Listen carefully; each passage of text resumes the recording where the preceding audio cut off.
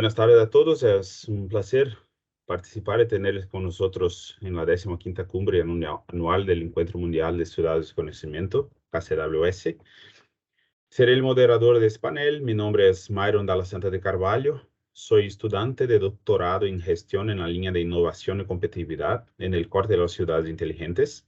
En este panel represento al City Living Lab, Laboratorio Vivo de Ciudades, vinculado a la Universidad de Caxias do Sul. En este panel trataremos de las soluciones sociales para sostenibilidad en la bioeconomía y las ciudades. Contamos con 3 distinguidos invitados que abordarán estas cuestiones con nosotros. Daniel Chang es licenciado en Economía y posgraduado en Gestión Ambiental Estratégica, ambos por la Universidad de São Paulo, y tiene un máster en Gestión del Conocimiento e Ingeniería por la Universidad Federal de Santa Catarina.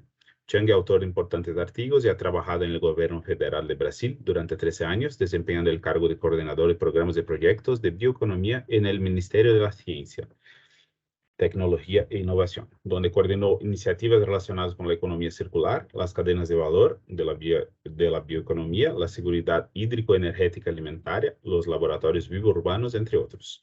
Fue coordinador del Grupo de Trabajo de Análisis de Proyectos Medioambientales de la Comisión de Financiación Externa, donde dirigió la negociación de proyectos en el Fondo para el Medio Ambiente Mundial, como el de promoción de ciudades sostenibles en Brasil mediante la planificación urbana integrada y la inversión en tecnologías innovadoras. Anteriormente trabajó en la Oficina de Cooperación Internacional del Ministerio del Medio Ambiente. Es miembro de la red LEAD, Liderazgo para el Medio Ambiente y el Desarrollo. Entonces, Daniel Chang. Lavania Elizabeth Schneider, licenciada y graduada en Biología por la Universidad de Caxias do Sul, especialización en Metodología de la Investigación y Educación Superior con área de concentración en Educación Ambiental en la UCS, que se llama la Universidad de Caxias do Sul. Máster en Ingeniería Civil por la Universidad de Campinas, Unicamp, doctorado en Ingeniería de Recursos Hídricos y Saneamiento por el Instituto de Investigaciones Hidráulicas de la Universidad Federal del Río Grande do Sul. Especialización en Gestión de Residuos Peligrosos por Karl Duisberg Gesellschaft de Alemania. Profesor investigador de la Universidad de Caxias do Sul hasta junio de este año. Actualmente es profesor visitante en la Universidad Federal de Sergipe y en la Universidad Católica de Trujillo, en Perú. Bueno, esta es Vania. Rodrigo Sabatini, ingeniero experto en innovación, tecnología y medio ambiente, presidente del Instituto Basura Cero Brasil, director de la Alianza Internacional de Residuos Cero, mentor de Zero Waste Youth International. Bueno, voy a recordar a todos que se pueden hacer preguntas por chat y que se responderán al final dentro de las condiciones de tiempo. Y para comenzar el panel, doy la palabra a Daniel Chang, que abordará la bioeconomía, conocimientos para impulsionar la sostenibilidad y la prosperidad. Daniel, ¿estás con nosotros? Sí, Myron, gracias. Perfecto. Tenés la palabra. Muchas gracias a ti. Ok, voy a compartir mi pantalla. Primeramente, buenas tardes a todos y muchas gracias por la invitación. En nombre de profesor Elliot y todos de la Universidad de Puerto Rico para este importante congreso de Ciudad de Conocimiento. Yo voy a estar con ustedes acá para este panel de soluciones sociales para la sostenibilidad, bioeconomía y ciudades. ¿Se puede mirar mi pantalla? ¿Está ok? Todo bien, sí, Daniel. Ok. Te escuchamos y miramos la pantalla. Ok, gracias.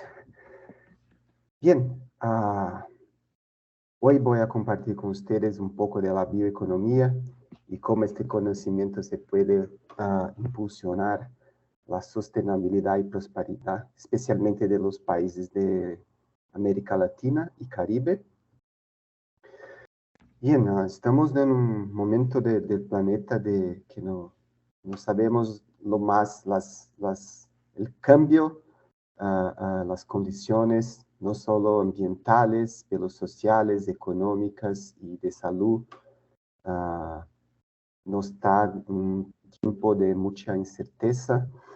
El impacto de esto este año es que el aumento de la pobreza en países como México, Brasil, Paraguay, Colombia se puede observar. Y estamos en un contexto que no conocemos nuestra riqueza, ¿verdad? Alrededor de 60% de la vida terrestre mundial y marina se encuentra en la América Latina y Caribe. Este es un número muy expresivo y las economías de este país son, claro, dependientes de esos recursos de extracción, de la exportación, y a lo largo de muchos años ha llevado a una deforestación y pérdida de la biodiversidad, así como más y más intensificación de actividades que continúan creciendo. Es importante notar que esta nueva forma de mirar para la bioeconomía, que es una bioeconomía basada en el conocimiento. Países como Colombia y Costa Rica han desarrollado estrategias nacionales que definen y estimulan la producción y la investigación de nuevos conocimientos como base de este nuevo desarrollo. Por ejemplo, cuando hablamos de una región como la Amazonia, que es compartida por muchos países, pero es un territorio importante, y claro, hoy es la mayor bosque tropical del mundo y estamos en el medio de la COP de clima, de cambio climático, y este tema de nuestro congreso este año de la acción, conocimiento para la acción en el Antropoceno. La Amazonia creo que es uno de los grandes temas que estamos, la humanidad se defronta hoy. Y son 10% de la biodiversidad en Amazonia, solo lo que conoce. La estimativa es que hay 3 veces más plantas do que se conoce actualmente, 1/3 de los árboles del mundo, 20% de las aguas dulces. Este es mucho, es mucha cosa. Pero en los últimos 35 años se pierden muchos hectáreas de bosque.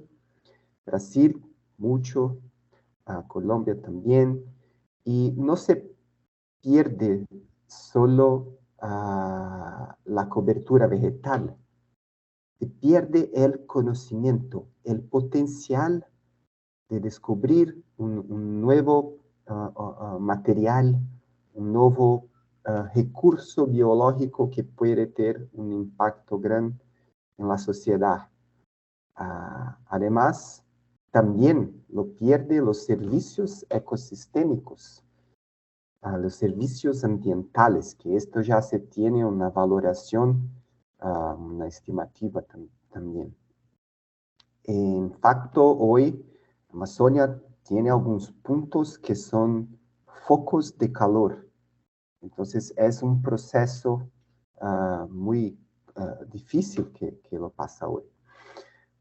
Pero hay muchas iniciativas para buscar una nueva comprensión de lo que se puede hacer una bioeconomía de Amazonia.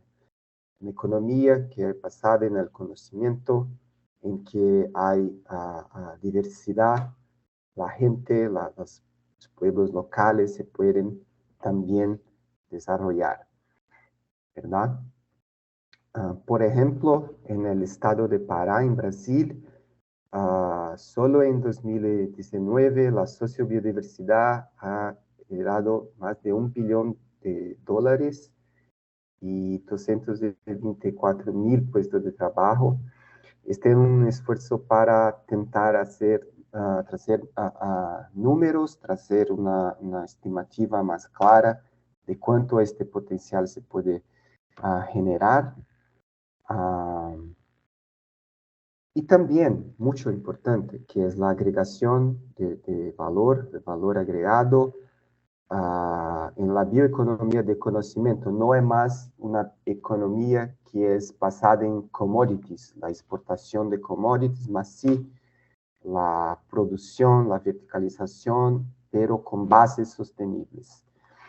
Por ejemplo, el caso de chocolate Nacao, tiene muchos casos, pero este es un interesante porque la gente, los agricultores que producen, lo venden, y esto trae una posibilidad de una sustentabilidad económica, social y también ambiental. Así como una parte de la producción de açaí que es manejada correctamente por sistemas agroforestales, porque açaí se va a un camino de la comodización, que es lo que pasa hoy. La diversidad de la selva se va. Entonces, Amazon Maya es un ejemplo importante de cómo puede hacerlo manejo sostenible, también con la gente local y con productos que tienen mucho más valor agregado. Por ejemplo, el pupa gelada llega 30 veces más el precio y el açaí en pó, el açaí hidratado, que lo importa para Europa, llega a un valor de 400 veces más. Entonces, es de esto que estamos hablando, una bioeconomía compartida, una bioeconomía que es hecha de la base para arriba. Entonces, podemos pensar que muchos territorios se pueden desarrollar basado en el conocimiento, en la característica ambiental del territorio, pero ¿cuál es el conocimiento que está abarcado? ¿Sí? También creo que es muy importante la política de innovación para que haya una diversidad mayor, una intención mayor de que se ilusiona para desarrollar un territorio, así como la integración de la biodiversidad y la práctica del sector público-privado, alianzas como alianzas internacionales para que se puede mejorar la investigación y también institutos de investigación de países que se hacen eso, así como la valorización de la agua dulce y las especies. Pero fundamental también es el compartimiento de conocimiento para que casos de éxito se puedan también tener una visibilidad mayor. No podemos no esquecer que somos diversos, somos únicos y todo lo que hacemos para desarrollar nuestra propia comunidad, nuestra propia territorio, es a partir del conocimiento local. No es un conocimiento impuesto que se puede combinar, claro, pero parte de nosotros. Okay, muchas gracias. Comparto también mi LinkedIn profile. Estoy a disposición para más preguntas que tiene después. Muchas gracias. Muchas gracias, Daniel. Una temática muy buena expuesta. Muchas gracias por compartir el conocimiento. Para facilitar, si las personas que están acá acompañando este panel podrían hacer las preguntas desde ya, o que se pueda poner el nombre de la persona a quien debemos preguntar posteriormente. Bueno, ahora invito a Vania. Le doy la palabra a Vania para que haga tu presentación. Si puedes compartir la tela, la pantalla. Ahora mismo tu micrófono está cerrado, si quieres abrirlo. Y Daniel, si puedes cesar la presentación, te agradezco. Bienvenida, Vania.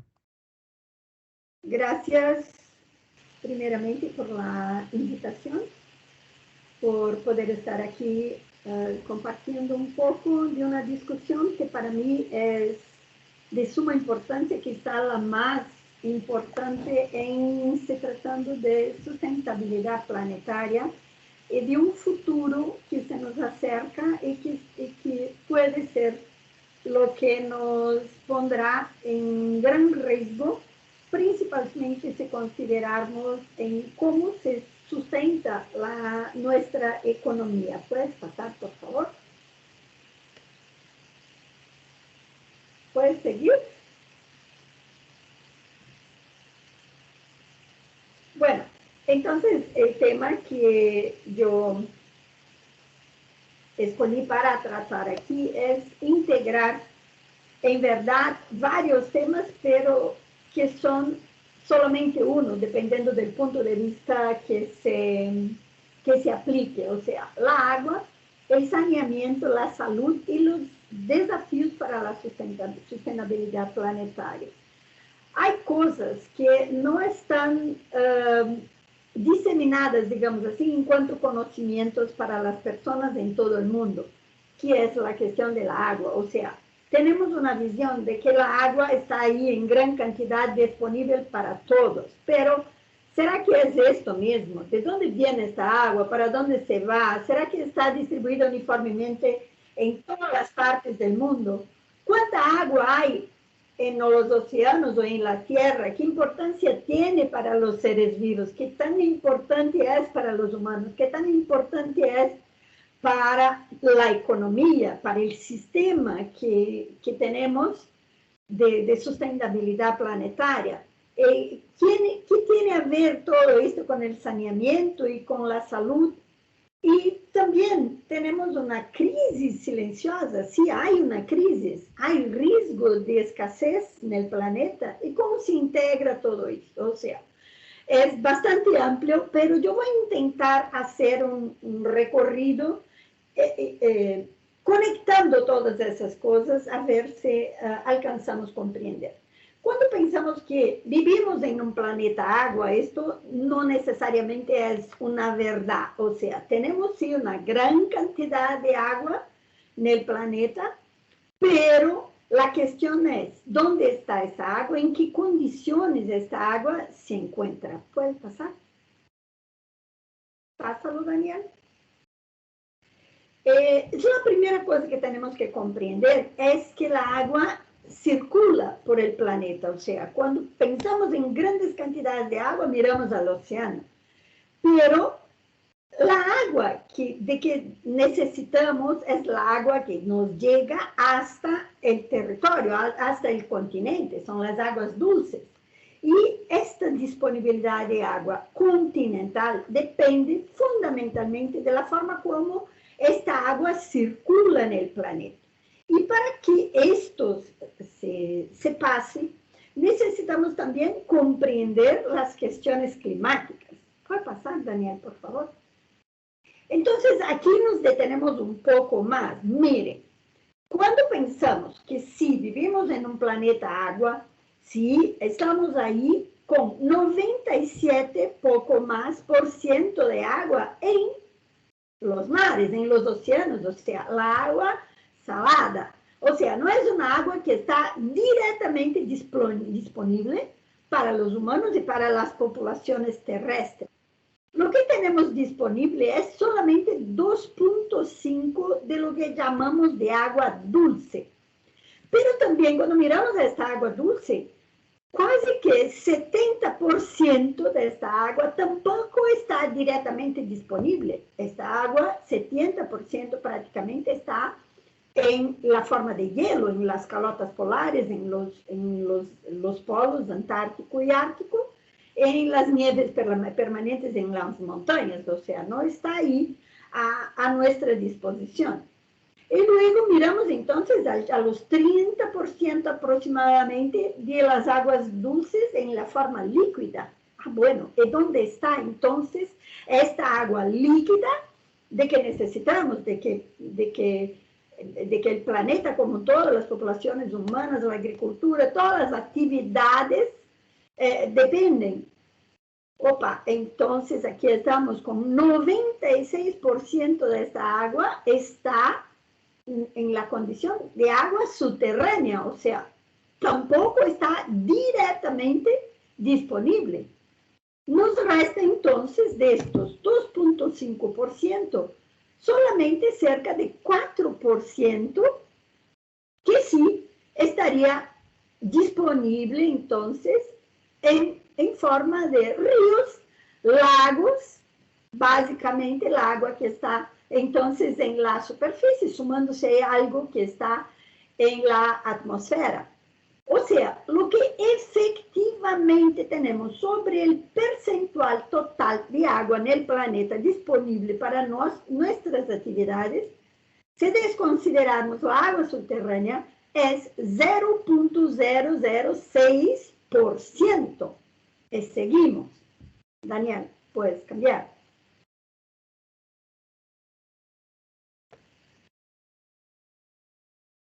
Bueno, en lo que se pasa entonces, ¿cómo y por qué tenemos estas condiciones? Otra vez miramos a los océanos. Y aquí entonces entra una cuestión importante para que se discuta, que es la cuestión climática, lo que determina entonces la distribución de agua en el planeta y por cuenta de esta distribución de agua, también la distribución de la vida. Estos mapas nos muestran claramente dónde está la mejor biodiversidad, dónde está la mejor concentración de organismos vivos directamente relacionado con la cantidad de agua disponible. O sea, si miramos aquí las partes verdes más escuras, están las florestas tropicales, las partes verdes más claras, las sabanas, y luego miramos a estas partes amarillas, que son los desiertos. ¿Por qué están ahí los desiertos? Porque ahí no tenemos lluvia, o sea, la distribución de agua está comprometida por una cuestión climática,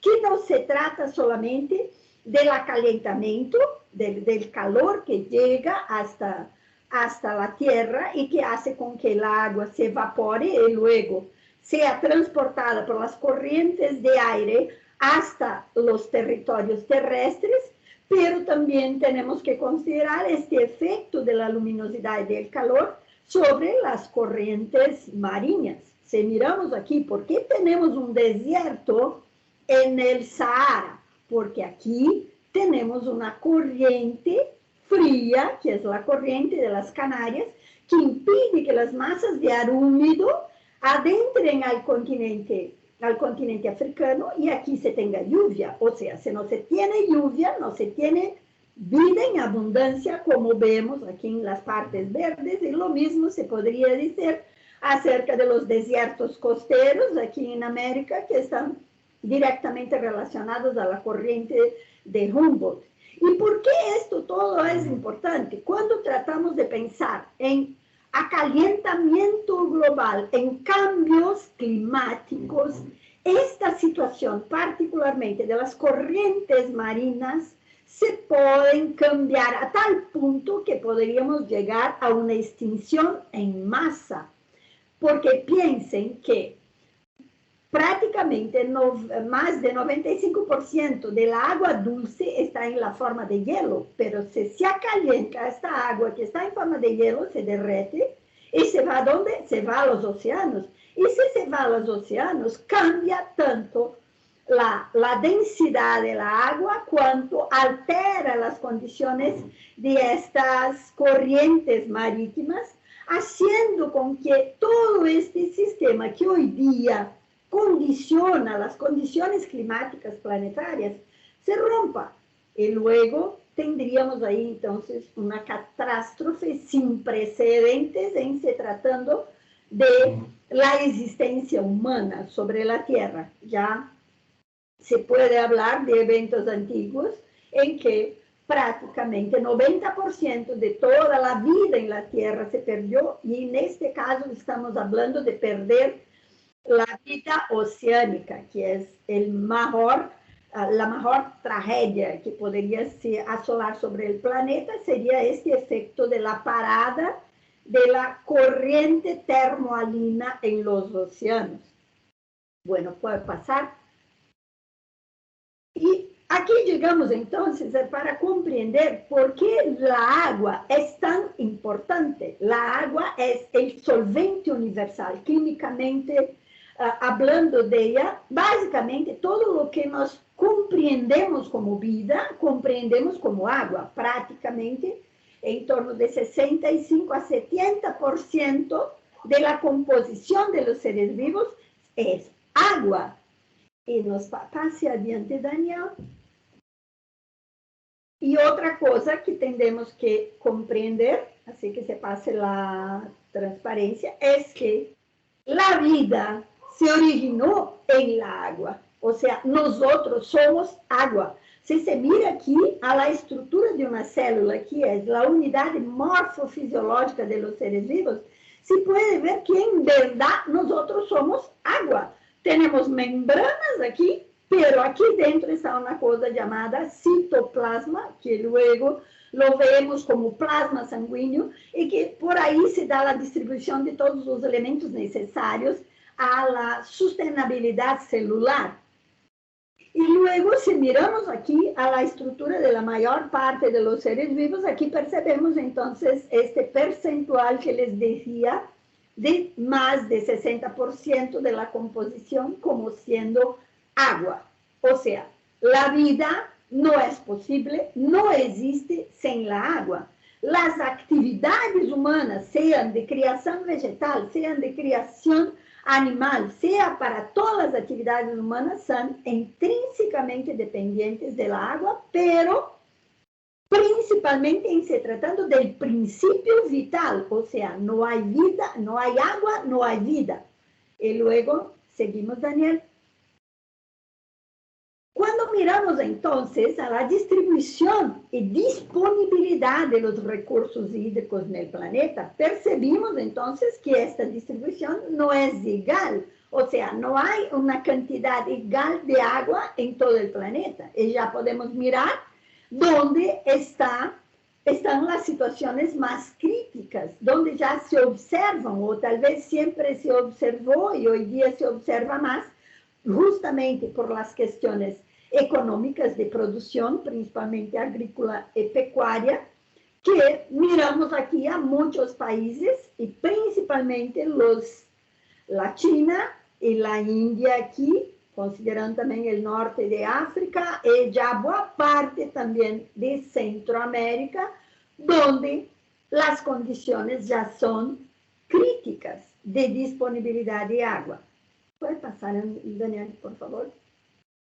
Y esto se traduce entonces, el resultado de esta conjunción de factores donde se encuentra el clima y también la gestión, el asunto que es el estrés hídrico. O sea, ¿qué significa esto? La relación entre las necesidades y la disponibilidad.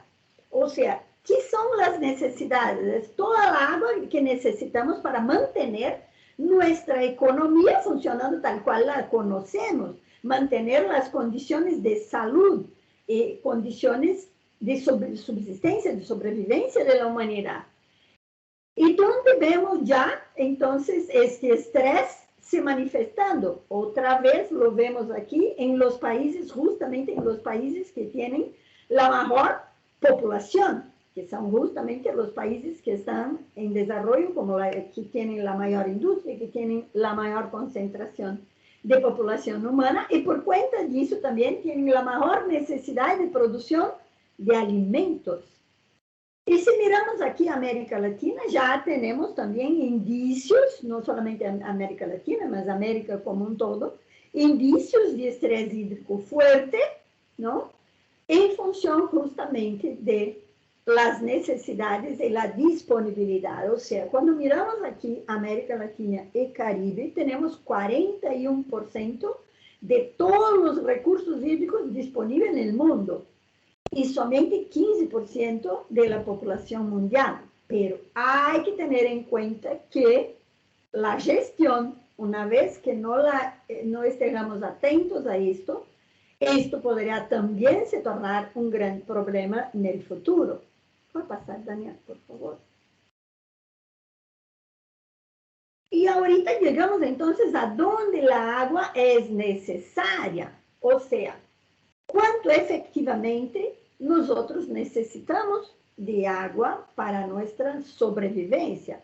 La cantidad de agua individual es relativamente baja, segundo algunos autores, 7% sería para actividades industriales, 23% para las actividades humanas en general y 70% para la irrigación, o sea, para producción de alimentos, para las bases de la cadena de sustentabilidad económica y de sobrevida humana, que es la producción de alimentos. Y miramos ahí cuánto, casi 70% entonces está ahí directamente relacionado con la agropecuaria, 21% con las actividades agroindustriales y la industria de manera general, y 10% solamente para las necesidades de la habitación. Pero esto también se cambia de país para país, de región para región, incluso dentro de los países, porque esto está relacionado con el saneamiento, o sea, las necesidades, las condiciones con que se disponibiliza el agua, con que el agua llega a la población y en qué cantidad y calidad esta agua nos llega. Puede pasar, Daniel. Daniel. Y ahí está, Vania. Soy Myron. Estoy pasando los slides. Ay, discúlpame, Myron. Yo estaba llamando Daniel, perdóname. ¿Está en la pantalla ahora? Sí. Bien. ¿Está bien? Ya estoy casi finalizando. Entonces, esta agua, estamos viviendo lo que llamamos de una crisis silenciosa planetaria. Trata-se de das principales amenazas que tenemos relacionadas con el ciclo hidrológico o con la agua. El primer es el fin de las geleras, el fin de los depósitos de agua en la forma sólida. El segundo, el esgotamiento sin tratamiento, los esgotos sin tratamiento. El tercero, la impermeabilización, o sea, los efectos de las construcciones, de las actividades humanas sobre la superficie, impedindo que el agua se infiltre y promueva la recarga de los acuíferos.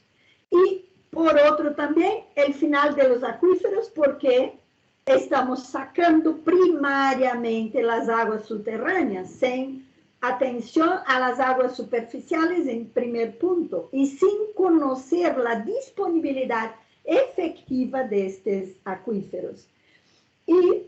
Y luego, entonces, los efluentes tóxicos, que es el comprometimiento de la calidad de agua por cuenta de la toxicidad promovida por todas las sustancias que nosotros lanzamos diariamente en el medio ambiente. ¿Puede pasar? Por favor, Myron.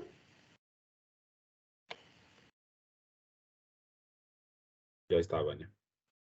No está pasando. Bueno, entonces, ¿qué tipo de escasez tenemos ahí pela frente? La crisis por cantidad o por mal manejo.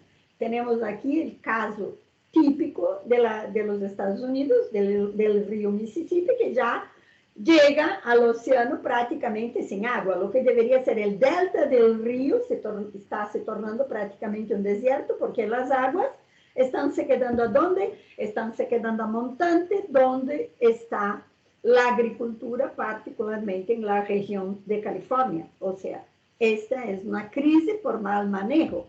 Puede pasar. La otra situación que tenemos es la crisis por calidad. ¿Puede pasar, Myron, por favor? Vânia, demora um pouquinho para chegar para ti, tá? Sempre que tu fala pode certo. passar. Eu passo, só que leva uns segundinhos até aparecer para você. Tá bem, obrigada.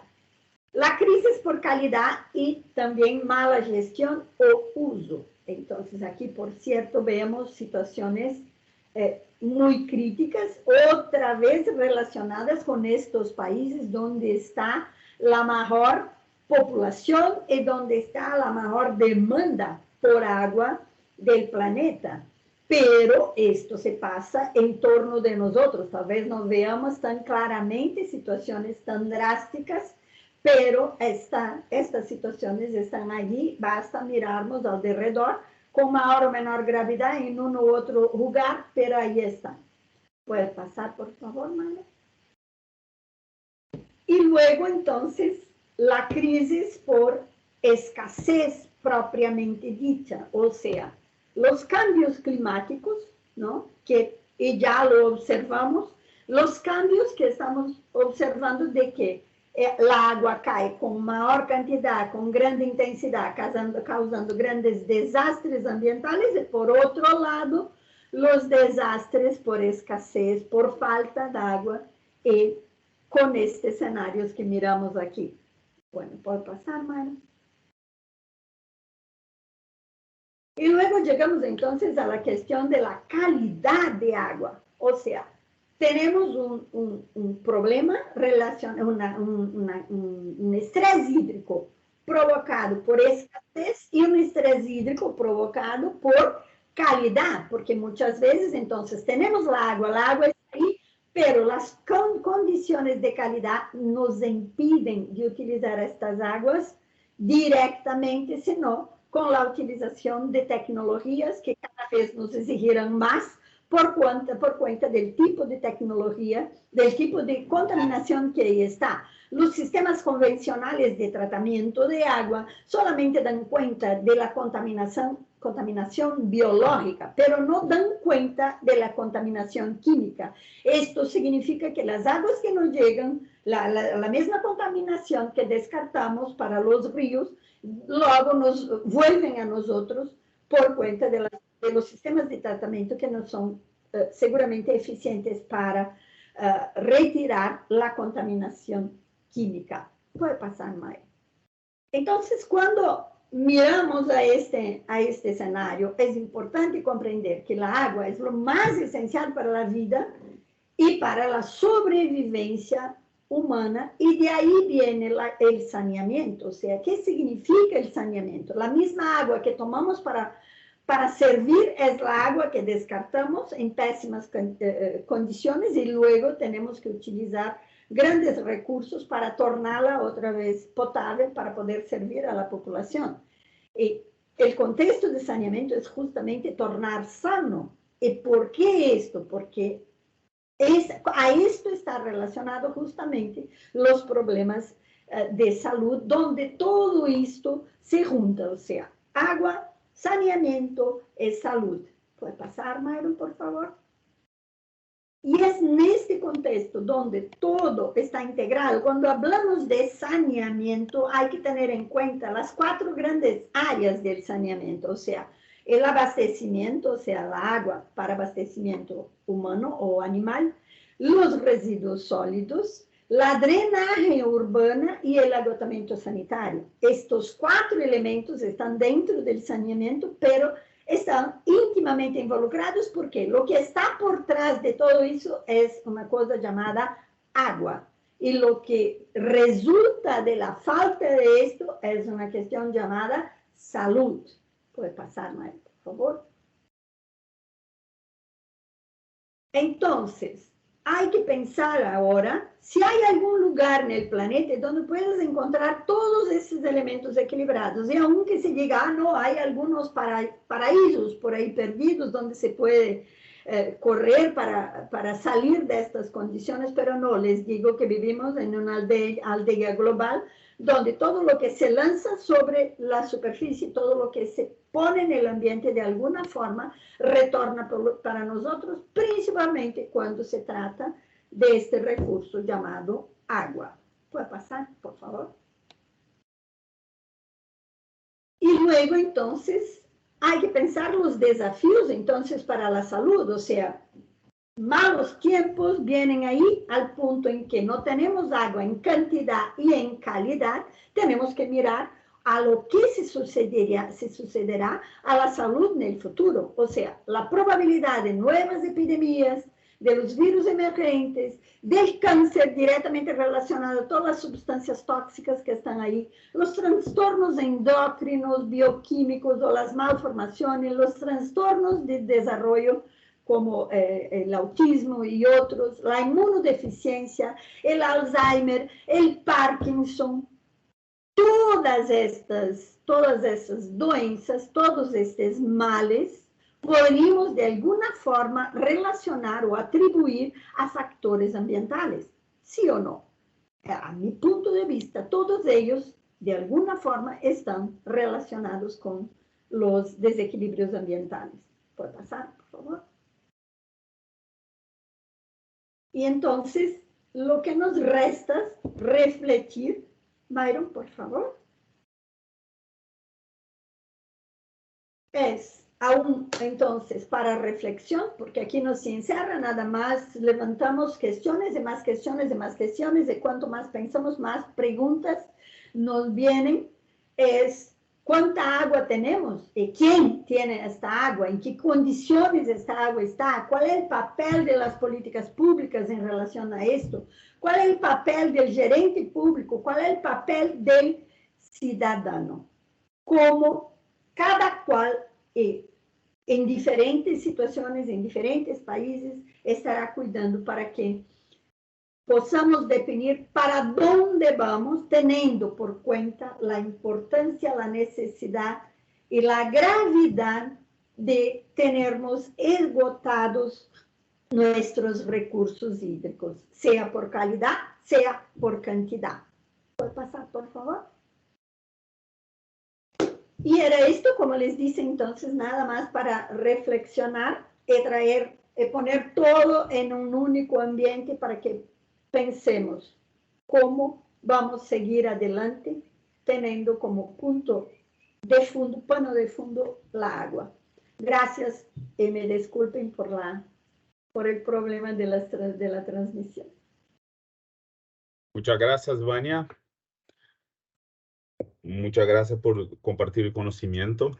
Yo lembro a todos recuerdo a todos que se puedan hacer las preguntas por el chat. Al final podremos hacer una discusión. Ahora, entonces, paso la palabra para Rodrigo. ¿Estás con nosotros, Rodrigo Sabatini? Sí. La palabra está contigo. Gracias.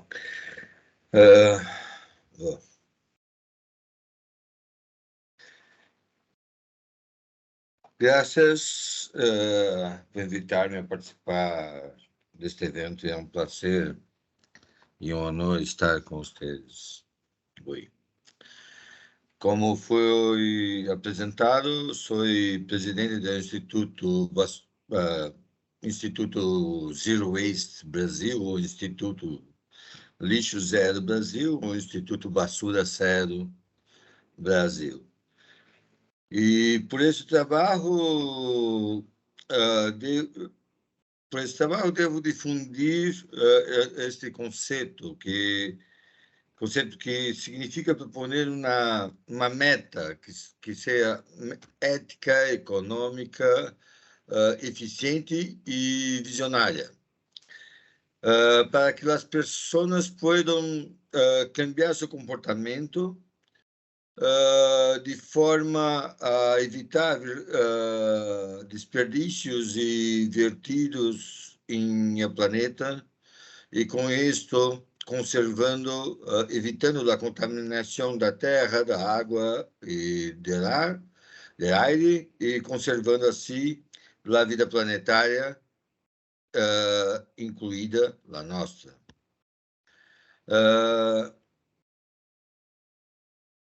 Hoje é um dia muito especial.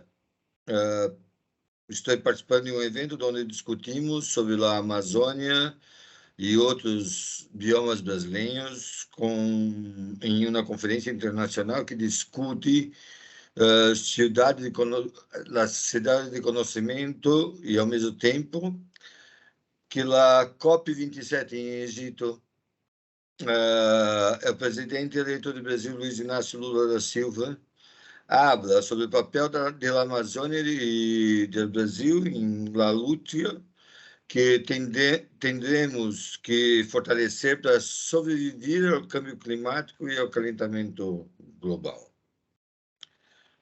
Hoje, o Instituto Basura Zero Brasil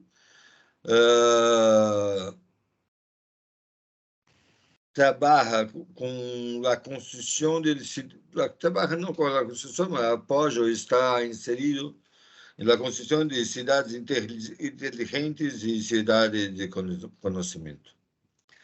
Em primeiro, porque cremos que só podemos construir um ecossistema que seja inteligente se somos responsáveis com o nosso consumo e a correção e gestão dos resíduos derivados desse consumo, com o resíduo zero como objetivo. Não há inteligência se promovemos e aceitamos uma cultura do descarte, do desperdício. E o segundo, porque os câmbios necessários em nossa cidade, e principalmente nas regiões amazônicas e outros biomas brasileiros, tão diversos entre si, depende fortemente do respeito e da promoção dos saberes locais. Não há uma forma de cambiar ou de lutar. A primeira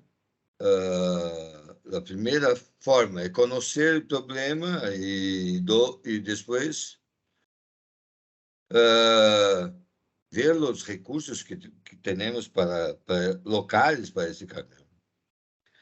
O Instituto Basura Zero Brasil está presente em mais de 400 cidades do país e trabalha com colaboradores de las mais diversas áreas de conhecimento. Muitos enfocados na conservação do bioma e no desenvolvimento sustentável da cidade. Hoje, o Instituto tem mais de 30.000 pessoas que são voluntárias, pessoas de autoconhecimento, de muitos graus de estudo e que são voluntárias para estudar o problema e promover o cambiamento necessário. Em 2017, iniciamos o projeto Aldeia Basura Zero, ou Vila Basura Zero, no estado de Acre, com os pueblos Yawanawá, em el Rio Gregório. Desde então, estamos presentes em todos os estados brasileiros amazônicos, buscando difundir o conceito basura zero com o câmbio de hábito, com esse objetivo principal de proteger a Amazônia, promovendo a cultura de cuidar. Isso sucede no Cerrado, sucede também em Pantanal, em la Mata Atlântica e em El Pampa.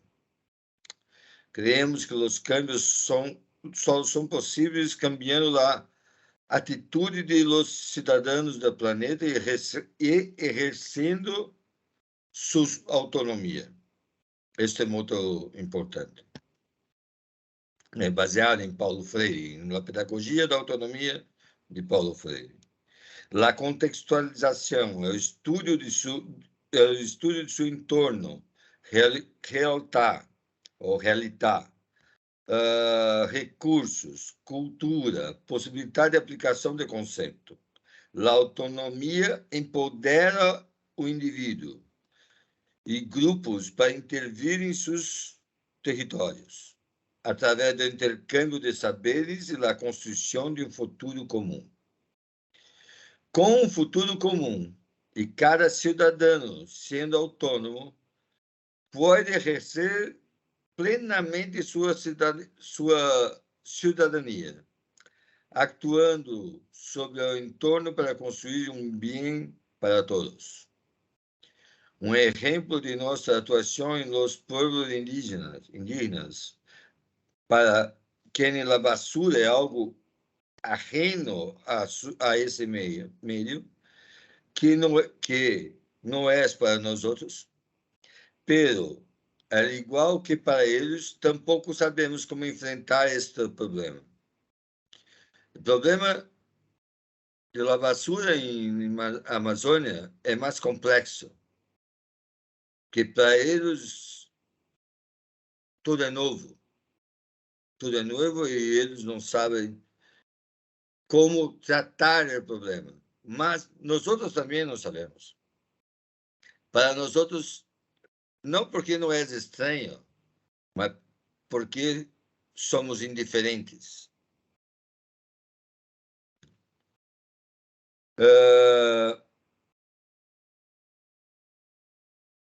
Pero a autonomia dessas populações estão reacionando, buscando soluções baseadas em las condições e culturas locais. E isso é ser revolucionário. Temos também o primo bairro Basura Zero, a cidade de Manaus, e a primeira Secretaria de Meio Ambiente que tem uma meta Basura Zero em todo o Brasil.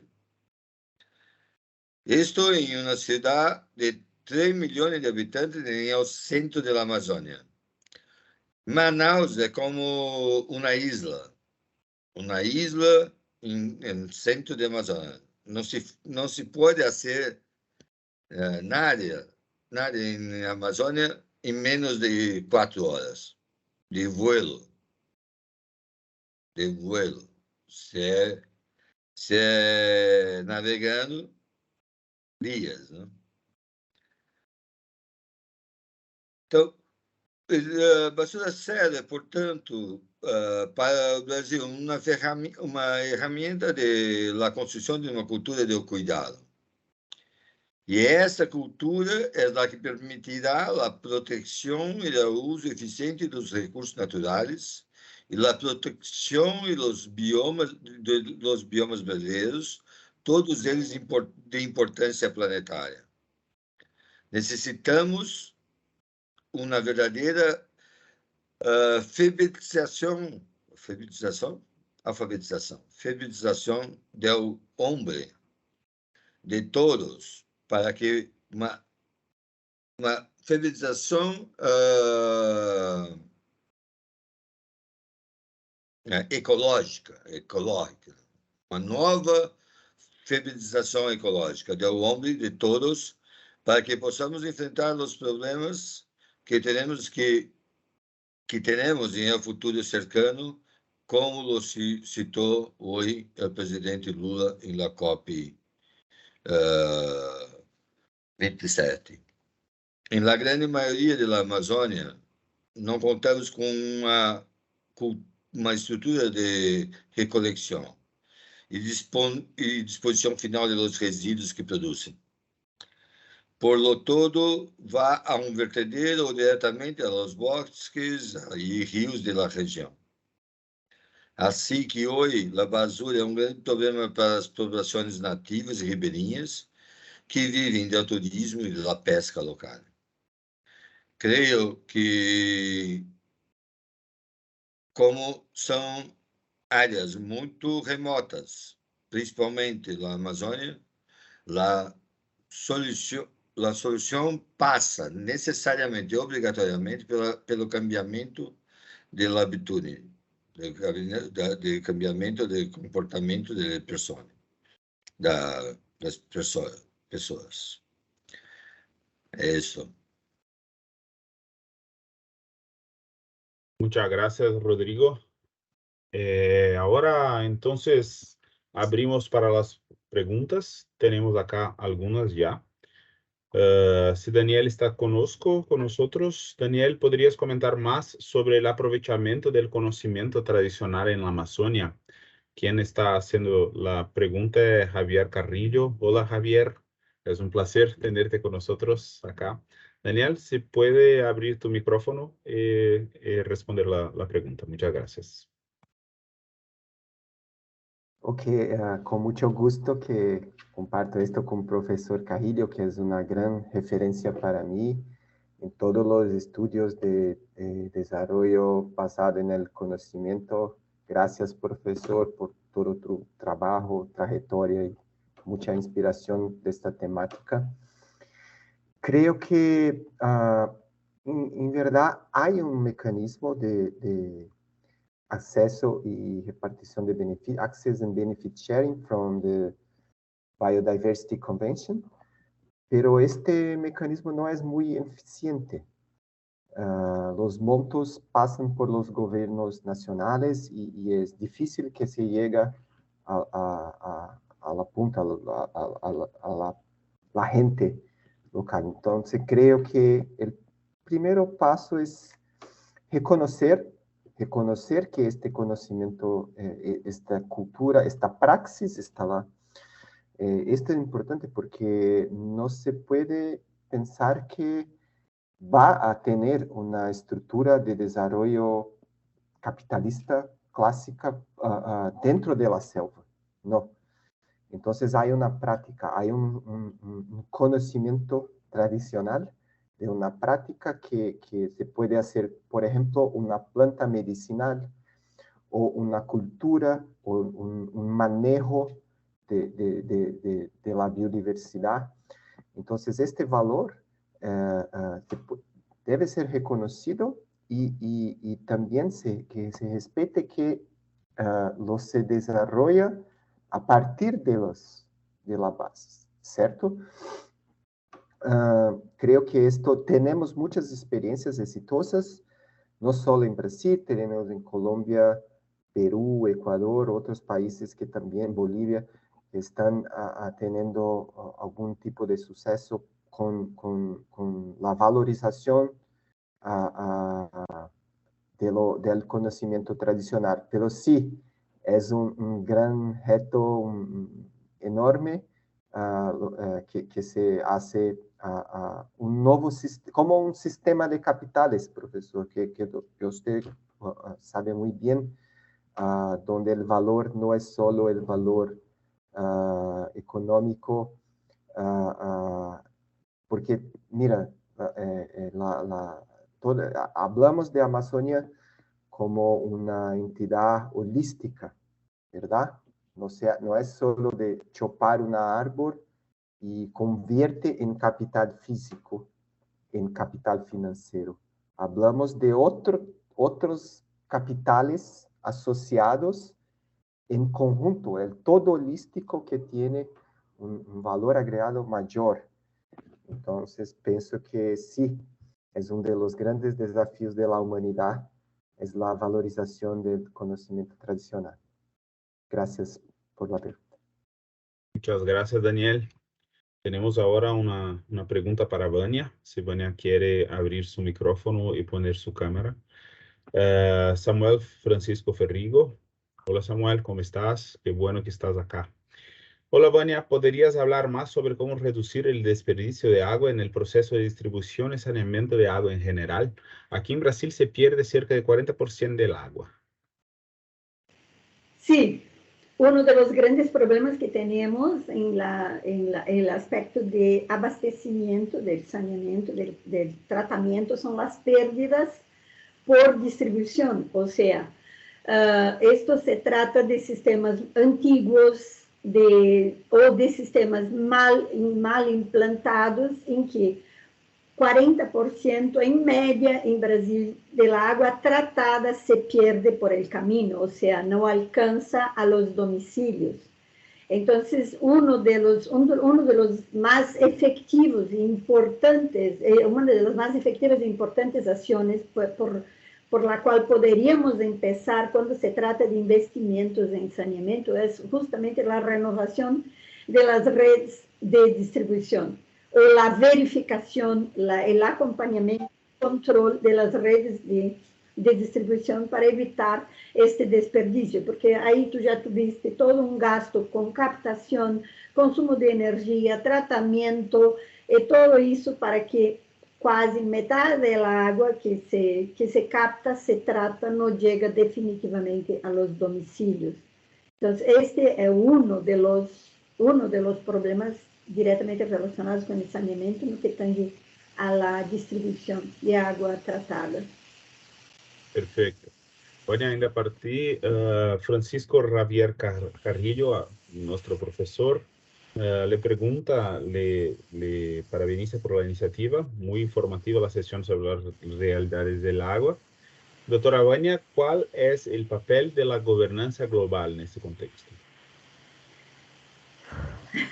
La gobernanza global empezaría con la gobernanza local, o sea, todo esto que apunté en el principio es un conocimiento básico que deberíamos estar ahí tratando de diseminar a todos los gestores, a toda la población acerca de la importancia del agua y de la importancia principalmente de esta agua no estar disponible equitativamente para todos. O sea, es una cuestión de naturaleza económica. La agua debería estar a frente de la discusión económica. Y se tratando de bioeconomía, el primer recurso acerca del cual deberíamos estar tratando es la agua, porque a falta de ella significa la ruptura de todo el sistema económico que nosotros tenemos hoy, porque el sistema económico nunca se mantendrá sin que la base, que es la producción primaria, esté garantida. O sea, podemos mantener la industria, podemos mantener otras actividades, pero la producción agrícola y pecuaria sin agua no pasará.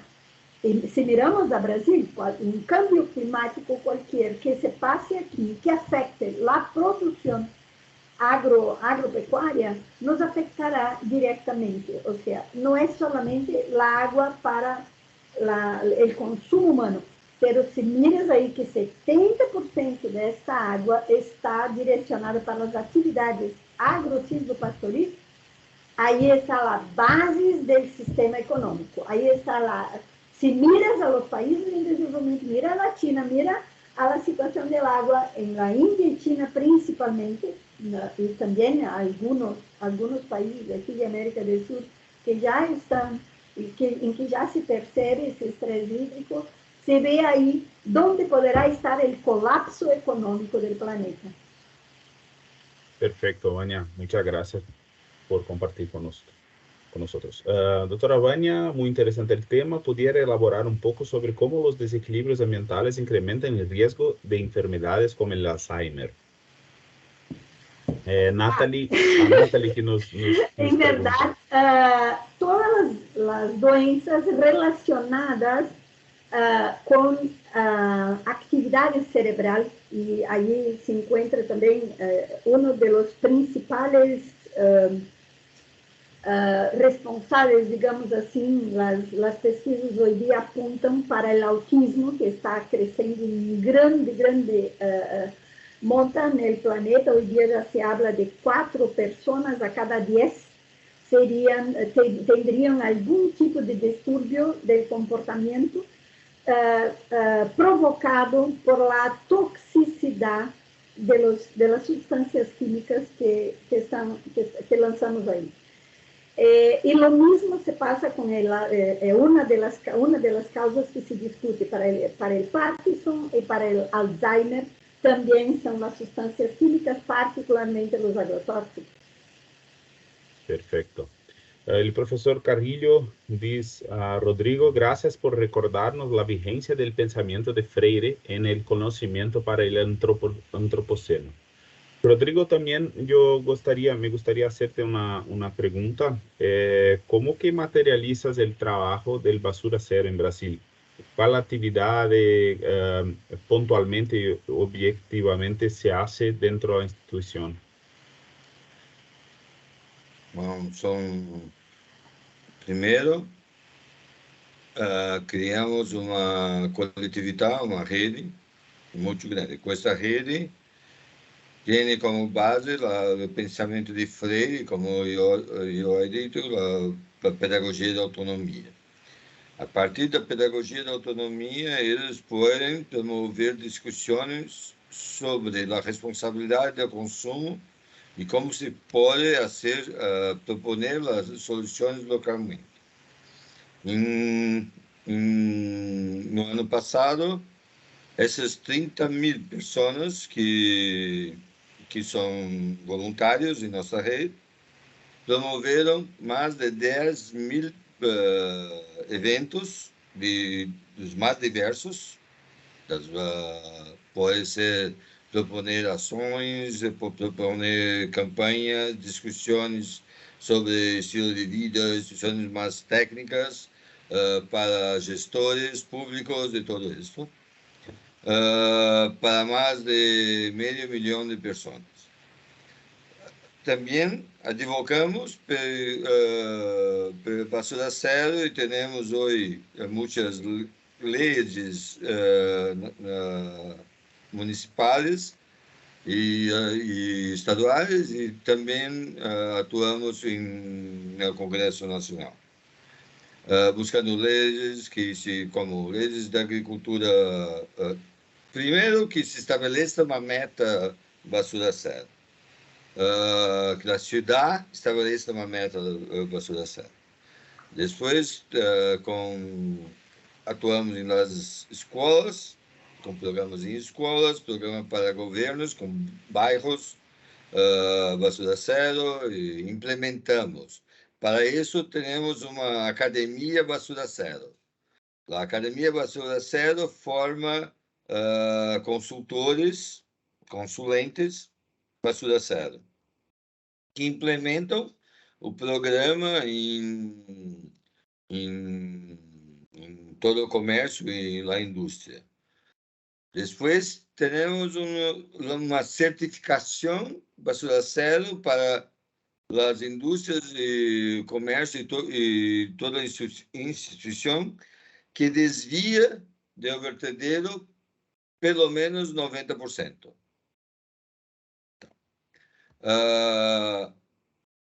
Também temos um programa de apoio a políticos ou políticos eleitos, consulentes e todos que apoiamos em todo o Brasil para que eles possam promover leis e implementar programas em sua cidade. Promovemos intercâmbio de jovens, principalmente na universidade, que é muito importante, porque se nós outros queremos promover a mudança, precisamos de profissionais para isso. Só que lá a escola e a universidade não formam profissionais para a mudança. Formam profissionais para a remediação do problema. Então, temos uma formação para a prevenção do problema, para como prevenir o problema, e atuamos fortemente nas universidades. A universidade é muito boa porque em 3, 4 anos tu tens novo profissional no mercado que pode atuar como cavalo de Troia no sistema. Hoje, em Brasil, nosso principal programa está em las escolas, que está boníssimo em 300 escolas em Brasil, atuando em 300 escolas, temos 200.000 pessoas. Excelente. Agora, creio que a vitória de Lula é determinante para a cultura para uma política da cultura do cuidar e do proteger no Brasil. E estamos elaborando nosso próximo 2 anos de planificação. E para actuar em todas as cidades, principalmente como nós atuamos em um governo com as políticas públicas, na iniciativa privada, implementando programas de qualidade baseada em basura zero, e certificamos estas empresas, e na sociedade civil nós atuamos com a voluntariedade e na promoção da consciência e na formação de novos profissionais jovens. Excelente, Rodrigo. Muchas gracias por la explanación. Ciertamente el panel nos hizo pensar mucho y podríamos seguir debatiendo durante mucho tiempo, pero hemos llegado al final de este panel y agradecemos a todos que nos acompañaron. Les deseamos un buen descanso. Rodrigo, creo que tú no has dejado tu contacto. Si puedes compartir con nosotros en el chat para quien se interese. Muchas gracias a todos. Dejo la palabra ahora a Nathalie para hacer el encerramiento. Muchas gracias.